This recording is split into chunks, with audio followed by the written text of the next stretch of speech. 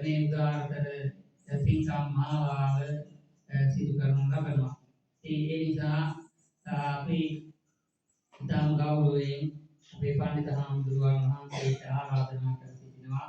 මේ ධර්ම දේශනාවේ පින්කම අපගේ අනුකම්පාවෙන් ඉෂ්ට සිද්ධ කරවදාන හැටියට සියලු දෙනාම සාදුකාරයක් පවත්වනවා. හැමදෙනාම සාදු කියමු.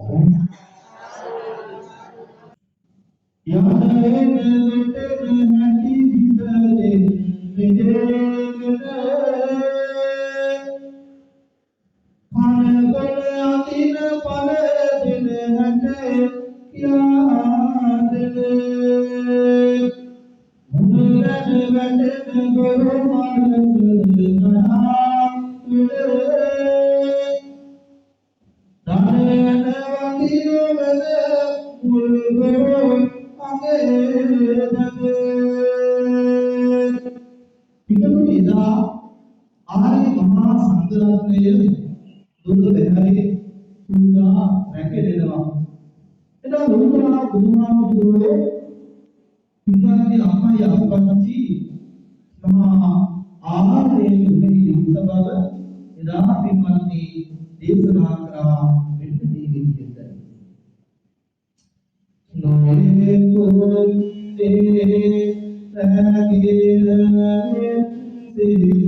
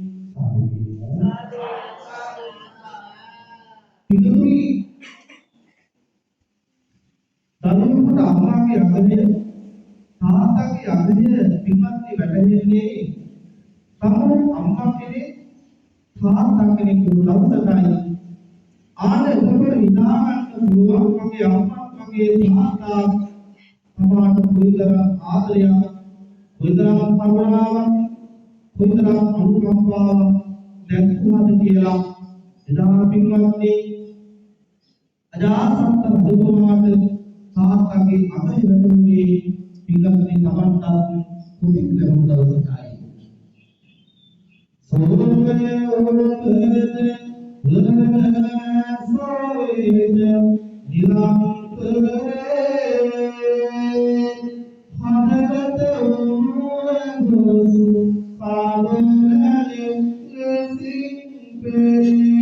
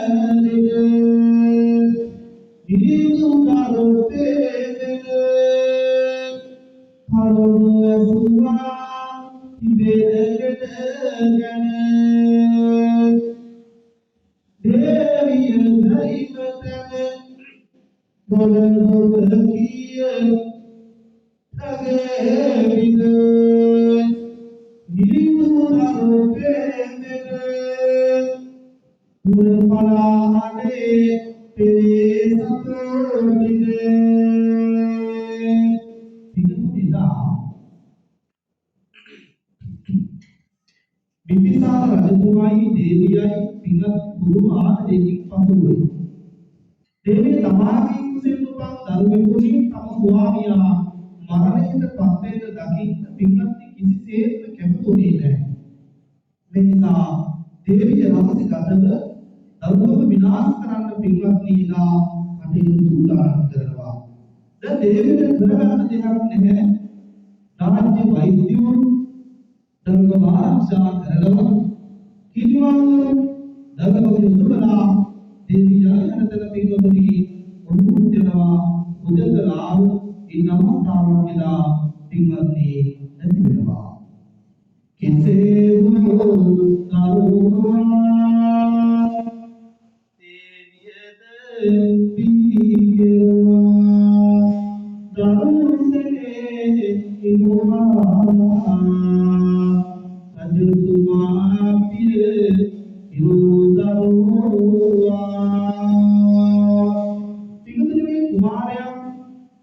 ඉපදෙන්නට කලින් පියාට සතුරු නිසා අජාසත් කියලා නම තිබ්බා.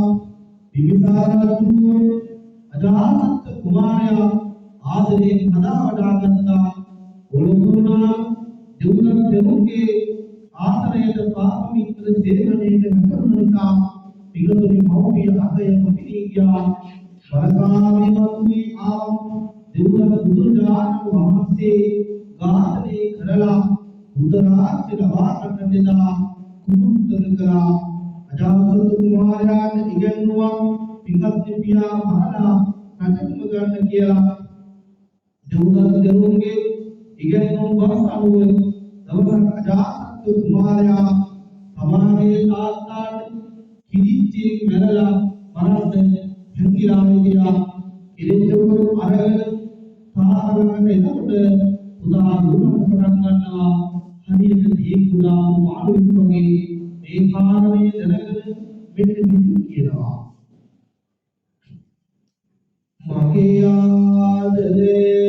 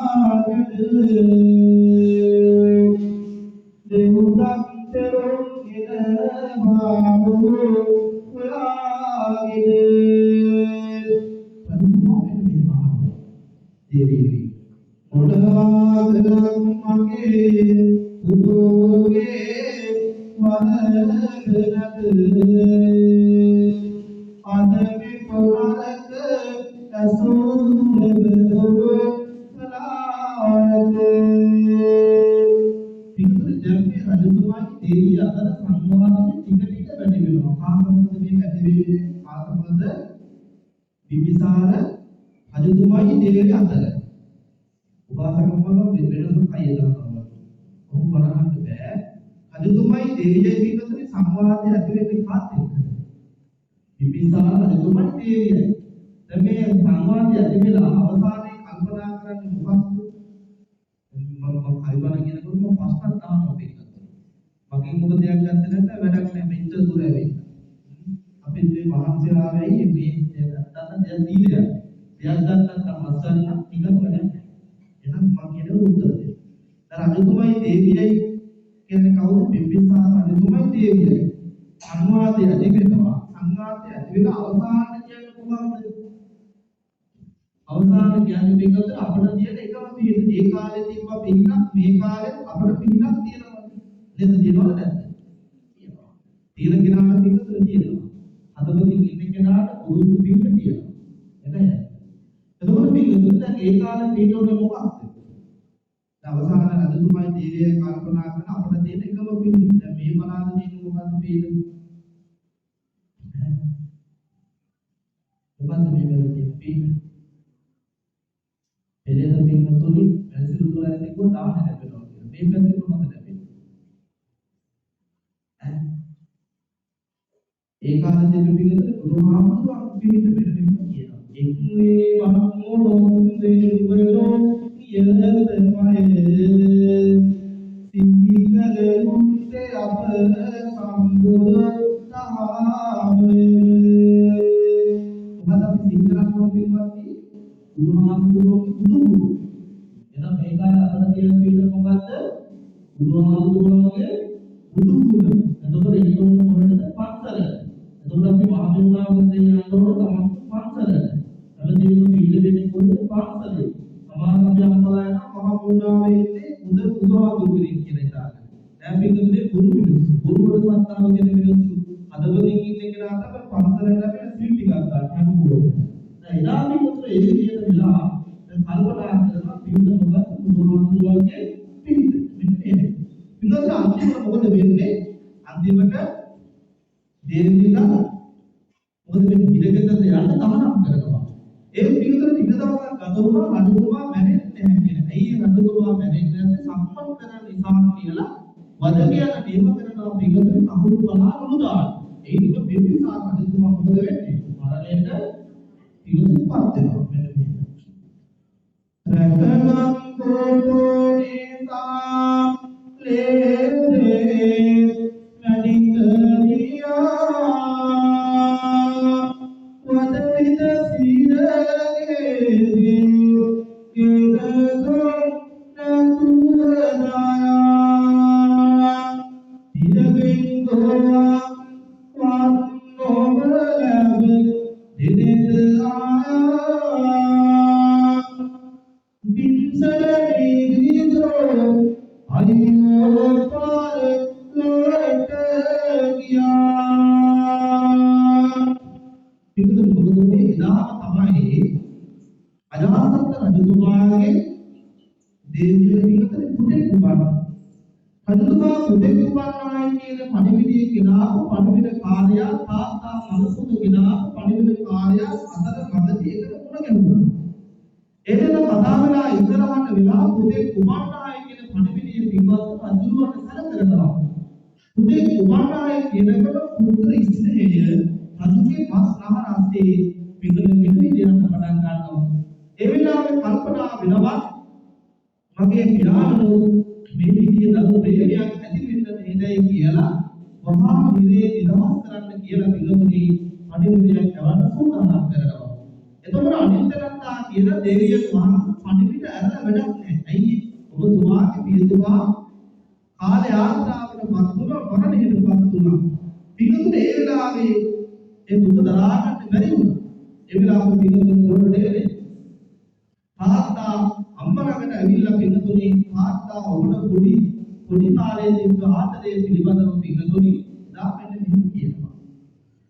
සම්පේ පියරද සිතුනේ වද සිටින සද ඔබ වඩන බව දැනගෙන ඇසියේ පෙලේ මද කපෝලේ ඇකිර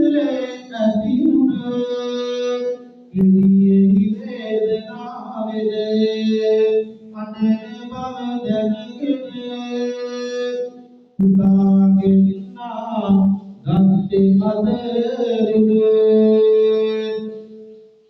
උදෝලේ දෝවා අංගිලේ බැලුවා අදේලා කිව්වා උදෝගේ දොනේ අයියෝවා පිළිතුරු මේසු අජාසත් රජතුමාගේ සෝමය මොකද උනේ තව වැඩි වුණා ඇඬුවා වැළපුණා අම්මා දෙයේ නිරතුරු මොද ගැනම සිතා මෙල දිනවල වගේ නැතේ මා සමග කතා ඇගෙමුව දොට විතරේ මැලවුණෝ නොකිනේතා කෙලෙසක සිටින්නද මේ රජ සපත පතා දරුවෙකු නිසා පිය දුගේ ආදවතක සිටිහස මේ පැන යයි බත නොනකරන සීවන වේදේ මාගේ පෙය උමාගන හදවත නැගෙයි මගේ ආයේ තන්ද පිළිතුරු මේ විදිහට කියලා අවසාන පිළිතුරු කල්පනා කරනවා වැදගත් අජාසත් රජු එදා ජීවිතේ මහත්යත් එක්ක ගිහිලා පිළිතුරු දුමා දුරවගේ බණා යම්කම් කවුරුදේ ගුණාන් පස්සේ තන සීමක් ලබාගෙන තා පිළිතුරු මුළු ස්ථානයක් ලබා ගත්තා දැන් මේ හැමදෙනාම අධ්‍යක්ෂ කරණකට තියාගෙන කවියක් පින්වත්නි නල්ල මත තියාගෙන කවියක් අවසන් කරනකොට මේ හැමදෙනාම අයියෙන් සාදු කියන්නේ අම්මගේ සෙවනේ දෙවිතුව සමානේ ජීවනයේ පී අම්මාය මිරිවදන් යොබ ආදර බල මාගේ අම්මා වේවා මගේ අම්මා දසගත කුස තරාදුන් විද මානදෝ මගේ අම්මා මාගේ දිවෝ කඳුලේ ආදමයි අම්මා ලේතික කිදලා මාට පිරුම්මා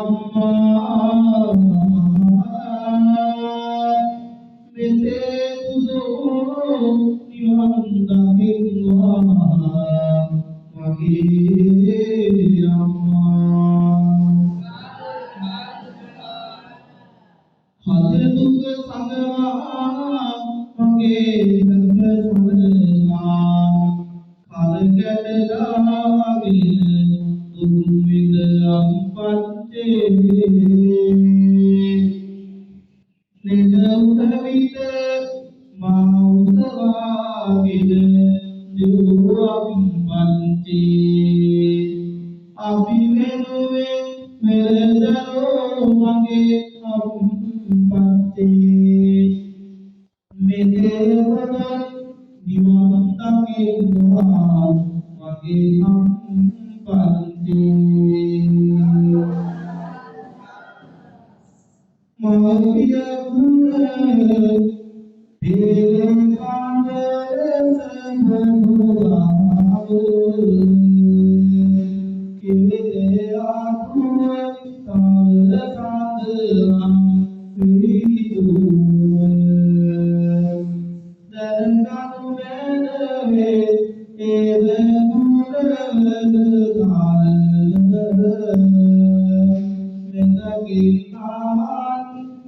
පියාද ගාවේ වන දෙසුව දාවට අනුමත හරිද කොපෙයින මොත සසුන සාරංගන් රැකගන්න දෙවි දේවතා උහට පින්දෙන්න සාදුකාදයක් අයේ අතුරන්තේ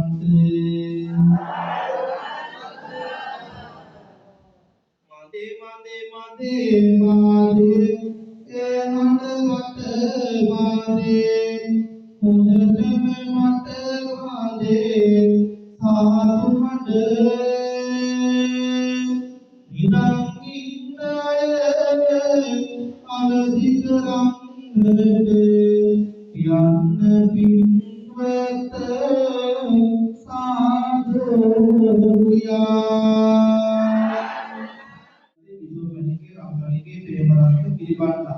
කියන මේ වර්ග පරම්පරානුගත මියන්මරලෝකයේ හැම දෙනාටමත් ජීවී නමෝදන් වේවා දුකින් අත දෙත්වා සතරපත් වේවා මනුසාරයක් ලබන්නට ඒ හැම දෙනාටම මේ වේගයේ වාසනාව වේවා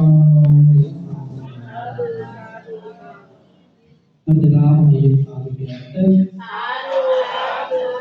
එවැගේම බින්දුක අංශානි හැම දෙනාටම මේ ධර්ම දේශනාව සිද්ධ කරලා ඔබට මම කරපු අභිමත වලින් මම හැමදෙනාටම කරනවා උපහාරයක් කරනවා ඔබට අද නුවණලිතය ආශිර්වාදයේ ලැබේවා කියන බලාපොරොත්තු අපි උපහාරයක් කරලා මෙතනින් මේ වෙනකනාන නිවාවටපත් කරනවා ඒ වගේම ඔබට මේ ධර්මයේ ඇති වැදගත්කම ඇති අතුන නැත්නම් ඒ වගේම දෙමව්පියන්ගේ අතේ වටිනාකම ඇති අතුන නැත්නම් ඔබට ආමුරුවන් වහන්සේගේ දුරකථන අංකයක් මතක් කරනවා හැමදෙනාටම නිරෝධ සත්‍ය පාලනා කරමින් හැමදෙනාටම සම්මාන සම්පූර්ණ කරලයි කියලා ආශිර්වාද කරමින් හැමදෙනාම සාදු කියන්න. සාදු සාදු. අපි විතරක් මේ විදිහට සඳහන් කරගන්න. ඊවලයාම ජන්නම් මේ